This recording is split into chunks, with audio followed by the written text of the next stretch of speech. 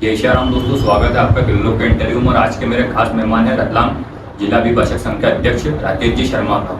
सबसे पहले तो मुझे समय देने के लिए बहुत बहुत धन्यवाद। आपसे मेरा पहला सवाल है कि आप अभिभाषक संघ जिला रतलाम के अध्यक्ष चुने गए, क्या चुनौती है आपके सामने? देखिए, रतलाम जिला अभिभाषक संघ के अध्यक्ष के रूप में सबसे बड़ी चुनौती हमारे समक्ष ये है कि अभिभाषकों का सर्वत्र सम्मान मिले, अभिभाषकों के लिए उत्कृष्ट कार्य हो सके, न्यायालय में पेंडिंग केसों की संख्या कम हो सके, जिला न्यायालय के अंतर्गत जितने भी अधिवक्ता हमारे कार्यरत हैं उनको सुचारू रूप से सब व्यवस्थाएं सुविधाएं उपलब्ध हो सके। अभिभाषक संघ के कार्यालय का समय 10 से 6 का है, क्या आप या संघ के सदस्य पूरा समय कार्य प्रक्रिया को दे पाएंगे जिससे अधिवक्ता को समस्या ना हो? ये कार्यालय का समय 10 से 6 मेरे द्वारा किया गया है। इससे पहले जो हमारा कार्यालय खुलता था 11 से 5 खुलता था। 10 से 6 इसलिए करा गया है क्योंकि 10 बजे लगभग अधिवक्ता आ जाते हैं और 10:30 बजे न्यायालयिक कार्य शुरू हो जाता है और 5:30 बजे तक न्यायालयिक कार्य चलता है। यदि संघ का कार्यालय बंद हो जाता है तो जो अधिवक्ता पत्र है, मेमो है, लाइब्रेरी है, इससे कई अधिवक्ताओं को परेशानी का सामना करना पड़ता था। इसलिए समय को मेरे द्वारा चुनौती के रूप में पूरा करने के उद्देश्य से स्वीकार किया। कई बार देखा गया है कि न्यायालय में वकीलों में आपसी समन्वय नहीं हो पाता, इसको आप कैसे देखते हो और इसको आप कैसे मैनेज करेंगे? न्यायालय में वकीलों में समन्वय बना रहे, इसके लिए हमारा लगातार प्रयास है। सभी प्रकार के वकील, सिविल, क्रिमिनल, रेवेन्यू तथा अलग अलग धर्म जाति और इसके लोग यहाँ पर कार्यरत है। हमारा मुख्य उद्देश्य है कि हमारा अधिवक्ता धर्म है, अधिवक्ता हमारी जाति और अधिवक्ता ही हमारा कर्म है। इसी उद्देश्य को लेकर हम ये कार्य करते हैं क्योंकि अधिवक्ता हमारा परिवार है, अधिवक्ता संघ हमारा परिवार है। सबसे ज़्यादा समय हम यही गुजारते हैं।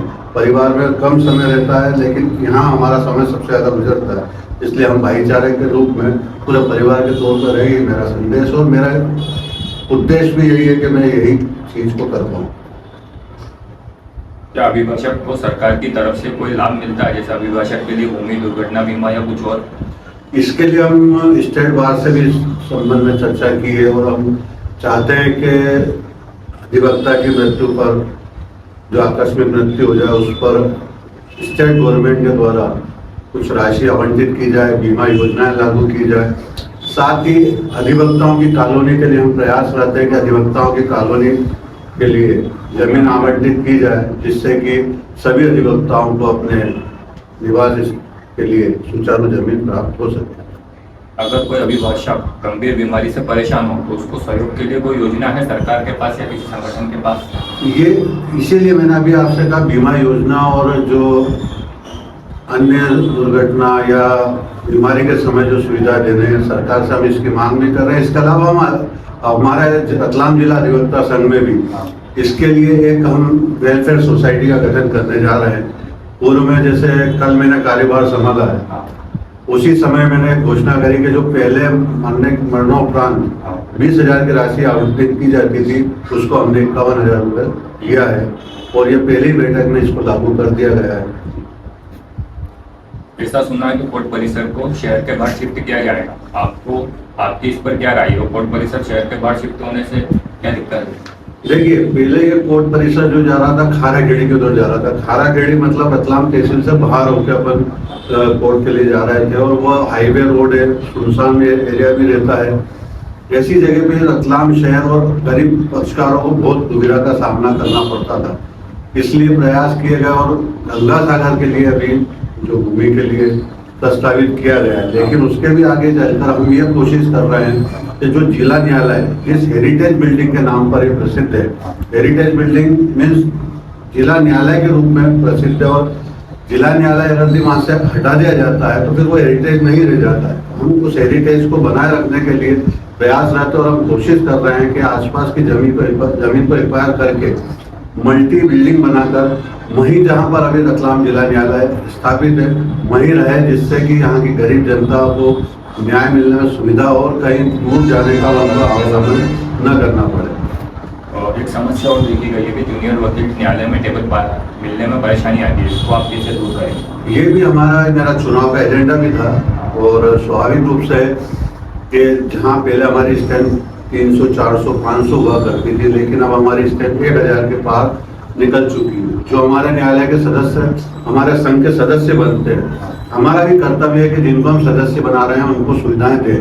और इसी उद्देश्य को लेकर मेरे जिला एवं सत्र न्यायाधीश महोदय से बात भी हुई थी और उनको मैंने जो जगह बताई है, हमारा नवीन हॉल जो बना हुआ है उसके ऊपर की जगह खाली पड़ी हुई, जहाँ पर हम करीब 70 से 100 वकीलों को बैठने की व्यवस्था एक मुश्त कर सकते हैं। तो उसके लिए हम अभी प्रयास करते हैं और उसके लिए पोर्टफोलियो जज से इंदौर जाकर मुलाकात भी करेंगे। लोक सेवा केंद्र में असुविधा का निराकरण कैसे किया जा सकता है ताकि वहाँ पर व्यवस्था बनी रहे? लोक सेवा केंद्र एक बहुत बड़ी समस्या बनता जा रहा है।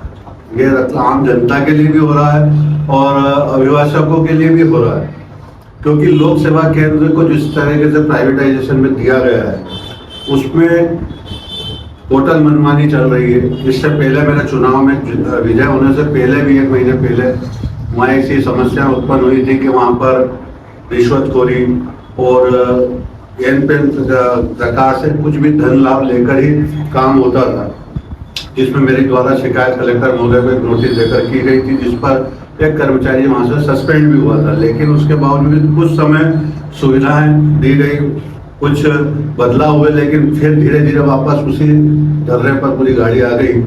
लोक सेवा केंद्र में ये होना चाहिए कि वकीलों के लिए एक अलग से विंडो हो, जिसमें वकीलों के लिए जो नकल की सुविधा है वो आसानी से मिल सके। इससे पहले ज़्यादा अच्छी सुविधाएं थी, जहाँ पर केस चलता था उसी जगह से नकल पर प्राप्त करने में आसानी होती है।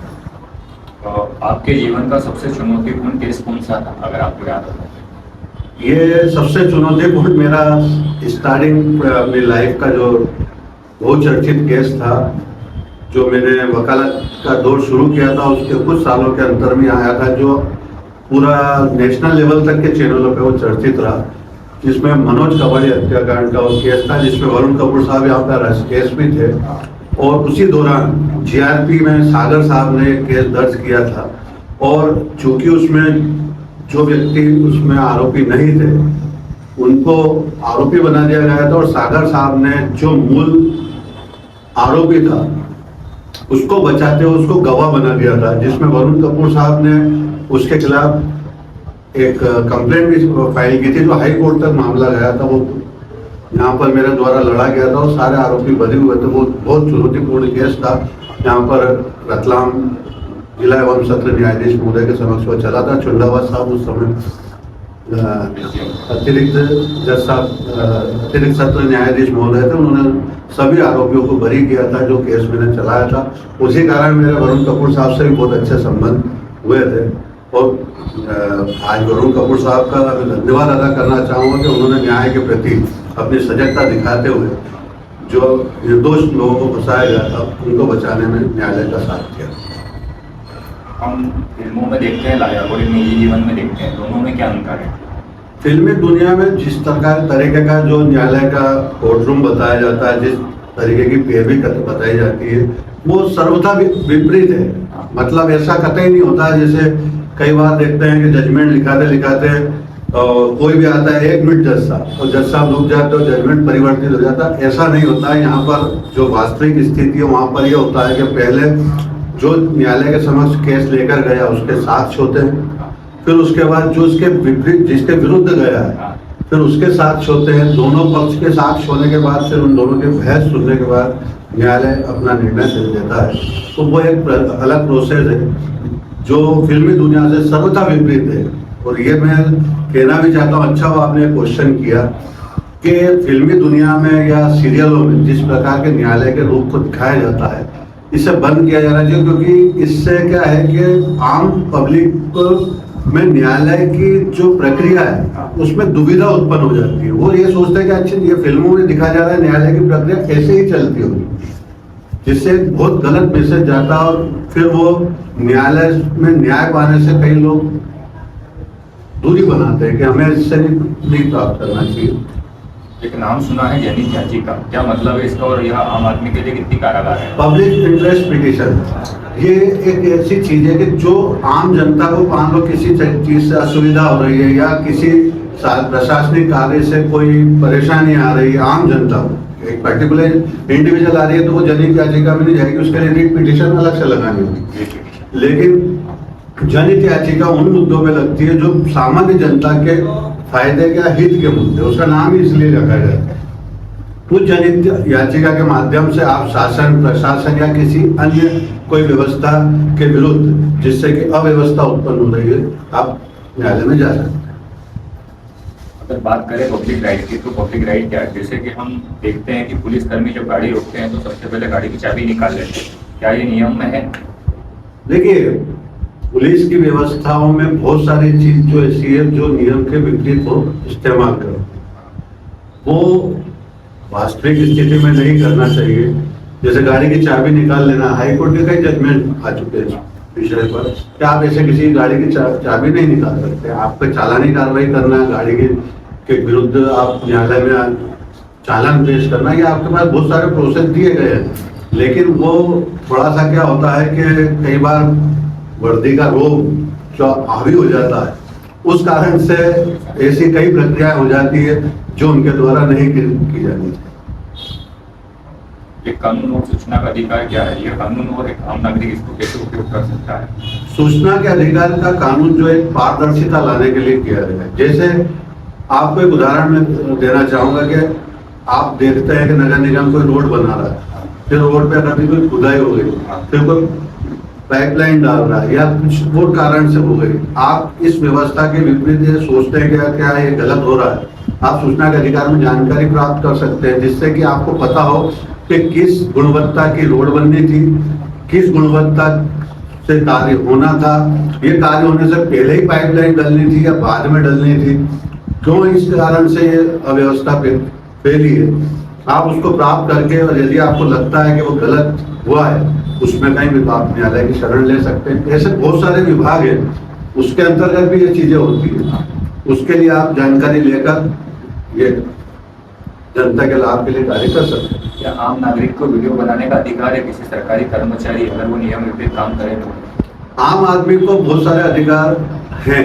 नियम विपरीत कार्य हो रहा है, उसका वीडियो बनाया जा सकता है, लेकिन जहां पर गोपनीयता रखी जाना आवश्यक है, वहां बिना परमिशन के वीडियो नहीं बनाया जा सकता। लेकिन यदि दिख रहा है कि यहाँ बहुत ही कुछ गलत हो रहा है और आप वीडियो बनाते हैं, ठीक है, आप उसकी प्राइवेसी का उल्लंघन कर रहे हैं, लेकिन जनहित के लिए वो अगर भी उल्लंघन किया गया है तो वो भी क्षम्य हो जाता है न्यायालय की शरण। जय श्री राम दोस्तों, आज थे हमारे साथ रतलाम अभिभाषक संघ के जिला अध्यक्ष राकेश जी शर्मा, और हमने इनसे हर तरह के सवाल पूछे, इन्होंने बड़ी विभागी से इनके जवाब दिए। तो मिलते हैं अगले इंटरव्यू में।